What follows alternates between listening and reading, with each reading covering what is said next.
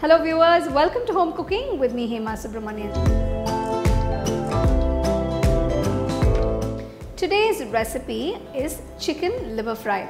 Now I'm sure many of you would have tried the mutton liver fry recipe that I've made, but you should try this as well. This is much more simpler and it's actually very tasty. So let's go to the recipe now. So I've cut the liver into small pieces. 1/4 teaspoon of turmeric powder. To this I'm going to add 2 teaspoons of chili powder. Season it with a teaspoon of salt, 1 whole teaspoon of ginger garlic paste. So gently mix everything. Let it marinate for about 15-20 minutes. Take a pan, add a little oil. First I'm going to add a handful of fresh curry leaves. Next I'm going to add the cut up liver.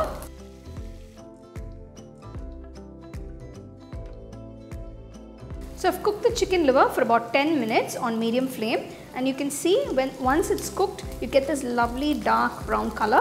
So this is a good time to turn off the stove. Serve it nice and hot. So as you can see, it's a very quick and simple recipe.